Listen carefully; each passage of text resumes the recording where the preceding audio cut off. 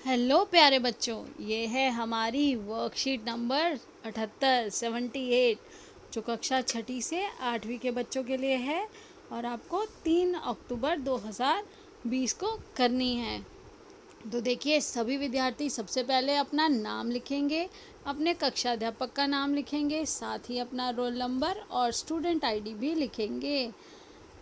देखिए बेटा, आज की वर्कशीट हमारी कितनी ज़रूरी है और हमें कितनी अच्छी बात सिखाने वाली है। सबसे पहले तो हमारी साप्ताहिक गतिविधि है जिसको हमें हर रोज़ करना होता है। आप सभी जानते हैं, माइंडफुलनेस।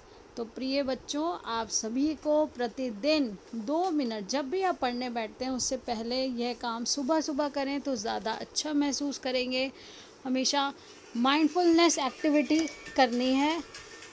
और आप देखिए बेटा, आप सभी जानते हैं कि माइंडफुलनेस एक्टिविटी हमारे लिए बहुत अच्छी है। हमारा ध्यान केंद्रित करने में हमारी मदद करती है। हम हर काम को कम समय में अच्छी तरह से कर सकते हैं अगर हम माइंडफुलनेस एक्टिविटी डेली करेंगे तो अब देखिए, सप्ताह की गतिविधि जो आज हमें करनी है वो है उपयोगी वस्तुएं। तो उपयोगी वस्तुओं के बारे में आज हम करेंगे गतिविधि।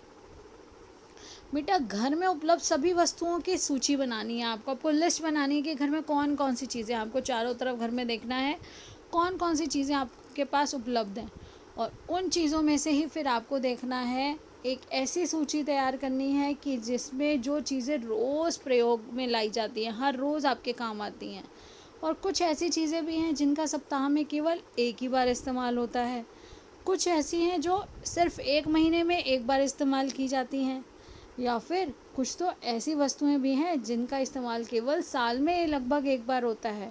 और फिर देखिए, आप देखेंगे कि कुछ ऐसी वस्तुएं हैं जिनका प्रयोग होता ही नहीं है। तो बताइए, ऐसी वस्तुओं को जो हमारे प्रयोग में नहीं आती, उन्हें रखने का क्या लाभ।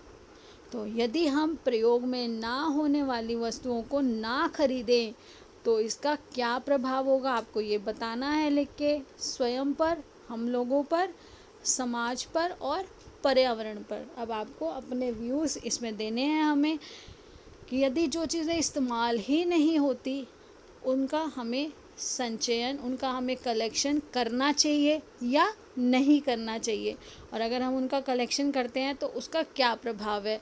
सबसे पहले सेल्फ पे देखेंगे, फिर सोसाइटी पे देखेंगे, और सोसाइटी के बाद फिर हम उसके बाद उसको देखेंगे कि उसका प्रभाव हमारे पर्यावरण पर क्या है। तो सबसे पहले बेटा देखिए, यदि हम प्रयोग में ना होने वाली वस्तुओं को ना खरीदे तो इसका सर्वप्रथम प्रभाव स्वयं पर व परिवार पर पड़ेगा, क्योंकि ऐसी वस्तुओं पर खर्च किया जाने वाला धन किसी और ज़रूरी काम में इस्तेमाल किया जा सकता है।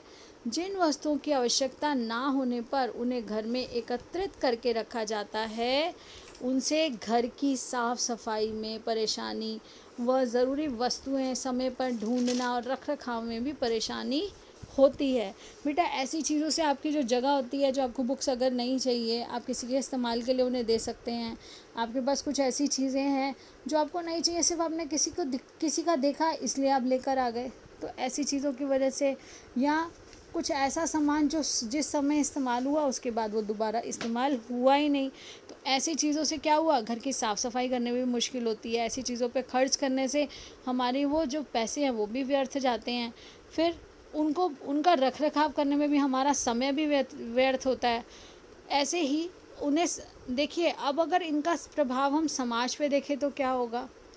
अब कहीं ना कहीं हमारे हर एक्टिविटी का, जो भी क्रियाकलाप करते हैं, उसका असर हमारे पर्यावरण और समाज दोनों पे पड़ता है। तो देखिए, समाज पर भी इसका प्रभाव बुरा पड़ता है। जो संसाधन आवश्यक सामग्री को बनाने में खर्च होने चाहिए थे, वह अनावश्यक मतलब जिसकी ज़रूरत नहीं है, उस सामग्री या दिखावे पर खर्च करने से बहुत से लोग आवश्यक वस्तुएं भी प्राप्त नहीं कर पाते। बेटा, बहुत से ऐसे लोग हैं जो आपको ज़रूरत नहीं थी चीज़, आपने उनको इकट्ठा किया, चीज़ की ज़रूरत ना होते हुए भी जब हम इस तरह से उसका संचयन, उसको एकत्रित करके रख लेते हैं, तो जिनको ज़रूरत है उनके लिए वो चीज़ मार्केट में नहीं रहेगी। और जब वो मार्केट में कम होगी, जब बाज़ार में कम चीज़ें उपलब्ध होंगी और लोग ज़्यादा उसकी डिमांड करेंगे, तो उसके रेट्स भी बहुत ज़्यादा बढ़ जाएंगे, तो आपको महंगे दामों पे वो चीज़ ख़रीदनी पड़ेगी। या फिर कई बार ऐसा होता है बेटा, वही संसाधन अगर उन चीज़ों को ना बनाकर हमारी ज़रूरत की चीज़ों को बनाने के लिए खर्च किए जाएं, तो हमारे पास जो चीज़ें हमें ज़रूरी चाहिए उनकी कीमत हमें कम कीमत पर वो चीज़ें मिल जाएंगी। अब देखिए पर्यावरण पर इसका क्या प्रभाव है। सभी वस्तुओं के उत्पादन के लिए, देखिए सभी वस्तुओं के उत्पादन के लिए हमें क्या चाहिए, हमें कच्चा माल चाहिए होता है। कहीं ना कहीं से वह पर्यावरण से ही कच्चा माल प्राप्त होता है।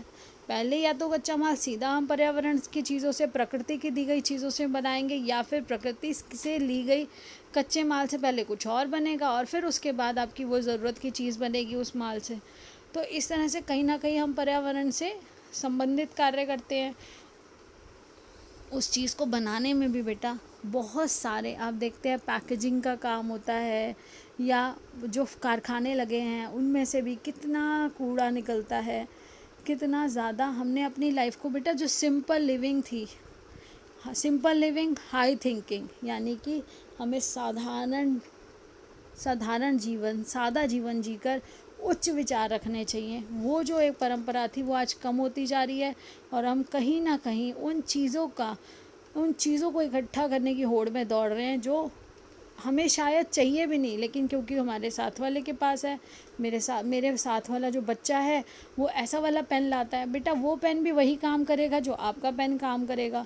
लेकिन हमारे पास पेन होते हुए भी कई बार बच्चे क्या करते हैं, दूसरा पेन लेकर आते हैं क्योंकि वो दिखने में सुंदर है, मेरी सहेली के पास वैसा पेन है। और इतने में जब तक वो सुंदर वाला पेन इस्तेमाल करते हैं, उनका खुद का जो पेन होता है उसका सिक्का कई बार सूख जाता है, या उनका सिक्का क्या होता है वो इस्तेमाल ना होने की वजह से ख़राब हो जाता है पड़े पड़े, और फिर आप उसे भूल ही जाते हो इस्तेमाल करना। तो बेटा जब तक जिस संसाधन को जितना ज़्यादा हम इस्तेमाल कर सकते हैं, हमारी ज़िम्मेदारी है कि हमें उसे अच्छे से इस्तेमाल करना चाहिए, और उसके इस्तेमाल हो जाने के बाद भी उसके पुनः चक्रण का भी ध्यान रखना चाहिए। नहीं तो बेटा क्या होगा, वो चीज़ें प्रदूषण फैलाएंगी और प्रदूषण से फिर हमारे जो पर्यावरण का संतुलन है वो बिगड़ जाता है। अब देखिए जो कच्चा माल लिया हमने, उसके बाद अनावश्यक वस्तुओं के निर्माण करने के लिए प्राकृतिक संसाधनों का अनावश्यक दोहन होता है। हम बहुत ज़्यादा प्राकृतिक संसाधन, जैसे हम कागज़ इतना व्यर्थ करते हैं, और कागज़ किससे बन रहा है बेटा, कागज़ बन रहा है पेड़ों से। तो हमें कागज़ का जो इस्तेमाल है वो मितव्ययता मतलब बहुत सोच समझ के विवेकपूर्ण ढंग से इस्तेमाल करना चाहिए, और पूरे तरह से कागज़ को इस्तेमाल करना चाहिए। और उसके बाद भी आपके जो कबाड़ी वाला भैया बेटा आता है, वो कितना बड़ा काम करता है कि ये सारा सामान ले जाकर वो उस जगह तक पहुंचाते हैं जहां पर इन सब चीज़ों का पुनर्चक्रण, पूरा रिसाइकल किया जाता है इसको दोबारा, और फिर से यूज़ करने के लायक बनाया जाता है ताकि वो रीयूज़ हो सके। आप सबको पता है कि अभी देखिए यहाँ पर क्या है कि सभी संसाधनों का दोहन होगा। आप बहुत ज़्यादा प्रकृति से लेंगे, पेड़ों को काटेंगे, ज़मीन बंजर होगी, जो जीव वहाँ पर रहते हैं उन जंगलों में वो बेघर हो जाते हैं। तो हम बिना बात के वो चीज़ें इकट्ठे कर रहे हैं जो शायद हमें नहीं चाहिए, और उसके लिए हम प्रकृति की सारी चीज़ें बस इस्तेमाल कर लेना चाहते हैं, जो कि आगे जाकर क्या करता है, हमारे पर्यावरण के संतुलन को बिगाड़ देता है। ये प्रदूषण का भी कारण बनता है।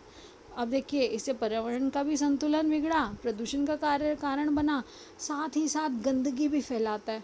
जिन चीज़ों की ज़रूरत नहीं है सिर्फ हम उन्हें संभालते रह जाते हैं, कभी इधर रखते हैं कभी उधर रखते हैं, रख रखाव में भी अपना समय व्यर्थ करते हैं, अपने धन को भी व्यर्थ करते हैं। तो बेटा अनावश्यक वस्तुओं का संग्रहण नहीं करना चाहिए।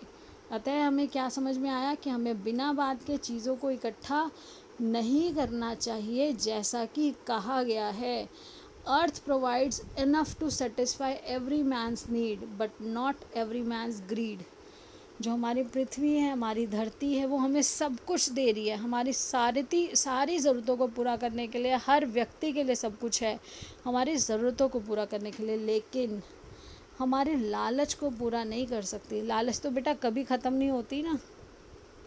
और हमें एक चीज़ और ध्यान रखनी है कि कभी भी हम कोई चीज़ इस्तेमाल करें तो उसके बाद हमें 4 आवर्स का भी हमेशा ध्यान रखना है कि सबसे पहले हम उसको रिफ्यूज़ करने की कोशिश करें कि अगर वो इस्तेमाल नहीं होगी, चीज़ आपको नहीं चाहिए, सही मायने में उसकी ज़रूरत नहीं है, तो उसको मत लीजिए। उसको लेकर आप शायद जिसको ज़्यादा ज़रूरत है उससे लेंगे और फिर उसकी कीमतों को भी उतना ज़्यादा बढ़ जाएगी। तो जब तक हमें जिन संसाधनों की ज़रूरत नहीं है, जिन चीज़ों की ज़रूरत नहीं है, हमें तब तक उनको नहीं लेना चाहिए। फिर कम से कम इस्तेमाल करना चाहिए, फिर रीयूज़ करना चाहिए, जब तक उनका इस्तेमाल कर सके तब तक करना चाहिए, और जब इस्तेमाल हो जाए तो उन्हें रिसाइकल भी ज़रूर करा देना चाहिए अपने पर्यावरण को सुरक्षित रखने के लिए। तो घर में रखने से अच्छा है उसको रिसाइकल करने के लिए दे दीजिए, जो उसका इस्तेमाल कर सकता है उसको इस्तेमाल करने के लिए दे दीजिए, क्योंकि घर में पड़े पड़े भी वो एक समय के बाद इस्तेमाल के लायक नहीं रहेगी। तो आशा करती हूँ आपको अच्छे से समझ आया और आप सभी बच्चे इस चीज़ को ध्यान रखेंगे और अपने व्यवहार में भी इसको लाने की कोशिश करेंगे। अपने घर में चीज़ें देखेंगे जो प्रयोग में नहीं आती, उन सब चीज़ों को सही ढंग से कौन प्रयोग में ला सकता है या उनका पुनर्चक्रण, उनका रिसाइकल किस तरह से किया जा सकता है, और आगे से हम ऐसी अनावश्यक चीज़ों को ना खरीदें ताकि हम भी अपने पर्यावरण को बचाने में योगदान दे सकें। धन्यवाद। आपका दिन शुभ हो, स्वस्थ रहिए और सुरक्षित रहिए।